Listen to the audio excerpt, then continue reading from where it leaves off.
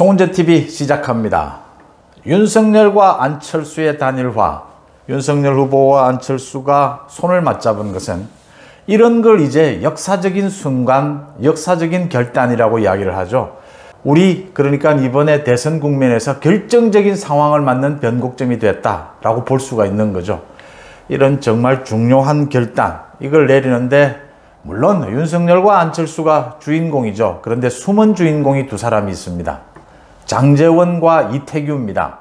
이 두 사람의 노력, 이 두 사람 사이의 또 끈끈함, 그러니까 윤석열 후보가 이태규 의원을 바라보는 그 관계, 안철수 후보와 장제원 의원과의 관계, 이런 부분들이 화제가 되고 있습니다. 지난 한 달 동안 장제원, 이태규가 만들어낸 이 윤석열, 안철수 단일화, 이 성공 작품도 작품이거니와 앞으로 공동정부를 성공시키기 위해서 앞으로 이 두 사람이 굉장히 많은 역할을 하게 될 것이다 라고 하는 점에서 더 큰 기대, 더 큰 화제가 되고 있습니다. 송은재TV 아직 구독자가 아니신 분은 구독, 좋아요 눌러주시면 저한테는 큰 힘이 된다는 말씀 먼저 드리고 시작하겠습니다. 장제원 의원은 부산의 지역구 3선 의원이고 이태규 의원은 그러니까 국민의당의 비례대표 재선 의원입니다. 장제원 의원은 처음부터 야당 쪽에 쭉 있었던 의원이고 이태규 의원은 좀 화려합니다. 그러니까 꼬마 민주당의 당직자로부터 출발을 해가지고 김대중 정부를 거쳐서 MB 이명박 정부 탄생에 아주 큰 공을 세웁니다. 하지만 이명박 정부 마지막에 안철수 후보가 정치권에 등장할 그 시점에 안철수 후보와 정치적 스텝을 같이 합니다. 안철수 후보의 측근 중에 측근이다라고 볼 수가 있고요. 장제원 의원과 윤석열 후보는 그렇게 오랜 관계는 아니지만 그러니까 장제원 의원이 국회 법사위로 있으면서 법사위원으로 윤석열 후보와 오래 접촉을 해왔고 그 다음 윤석열 후보가 이제 정치권에 나서게 되고 또 국민의힘에 입당하는 과정에서 장제원 의원이 결정적인 측근 역할을 했다. 그래서 윤석열 후보의 측근 중에 측근으로 꼽히고 있죠. 문제는 장제원 의원과 안철수 후보의 사이입니다. 이 관계가 또 굉장히 깊다라고 하는 부분이고 이태규 의원과 윤석열 후보의 사이도 굉장히 깊다라고 하는 겁니다. 이번에 그러니까 오늘 드러난 것입니다. 윤석열 후보가 공개를 했습니다. 지난 2011년에 안철수 후보의 진심 캠프에 가도록 추천해 준 사람이 이태규 의원에게 그게 괜찮다라고 추천해 준 인연이 있다.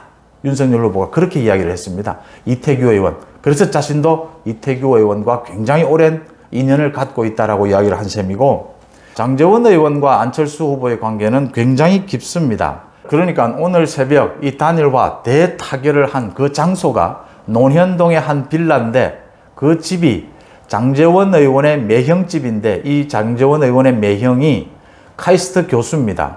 카이스트 교수로 있을 때 과거 안철수 후보가 카이스트 교수를 지냈습니다. 그럴 때 부부끼리도 친할 정도로 굉장히 친했었고 안철수 재단을 만들었을 때 안철수 재단 이사장까지 맡을 정도로 굉장히 친했다.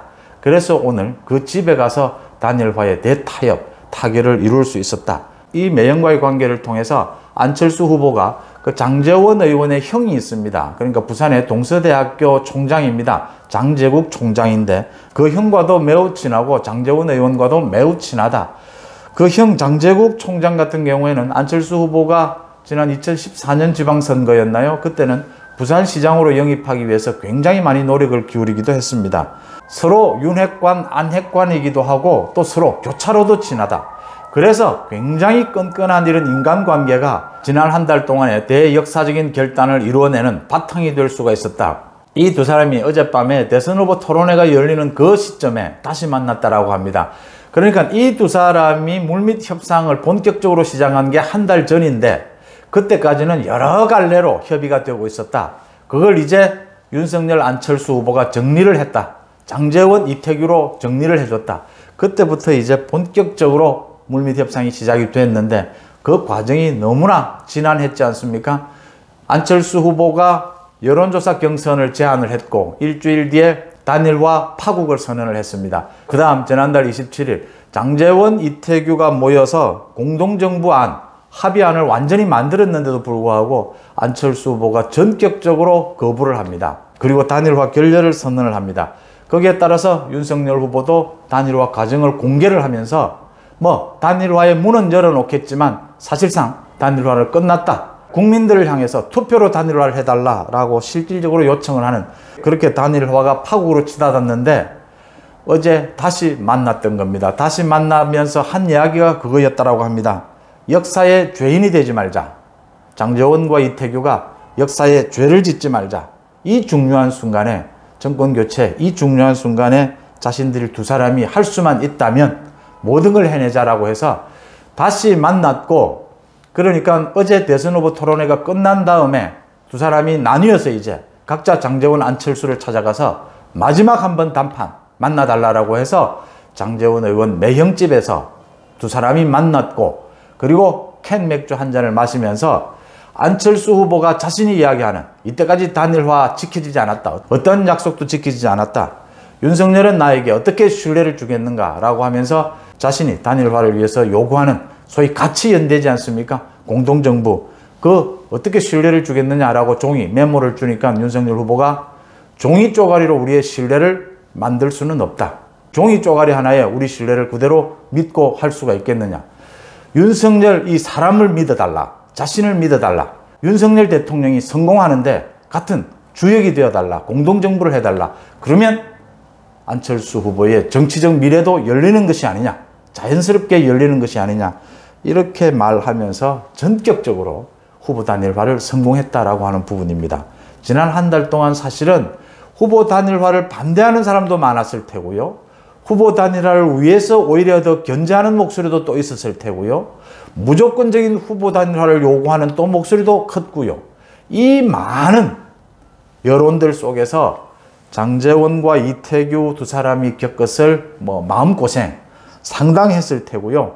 또 그것을 헤쳐나가는 그 뚝심, 신뢰도 대단했다 평가할 수 있겠습니다. 또 이 두 사람을 통해서 단일화를 만들어낸 역시 주역은 윤석열과 안철수였다 이렇게 볼 수 있는 것이고요. 더 중요한 것은 이제 앞으로입니다. 앞으로 합당도 하게 되고 공동정부도 하게 될 텐데 이 두 사람의 역할은 더 커질 것이다 라고 하는 부분입니다. 지금도 윤핵관, 안핵관으로 불리는데 앞으로 윤석열 후보와 안철수 후보가 만들어낼 대선 승리, 그 다음 인수위, 그 다음 더 나아가서 공동정부, 그 다음 합당, 이 모든 과정에서 장제원과 이태규가 아주 뛰어난 활약을 할 것이다 라는 기대를 모으게 하는 대목입니다. 송원재TV 마칩니다. 고맙습니다.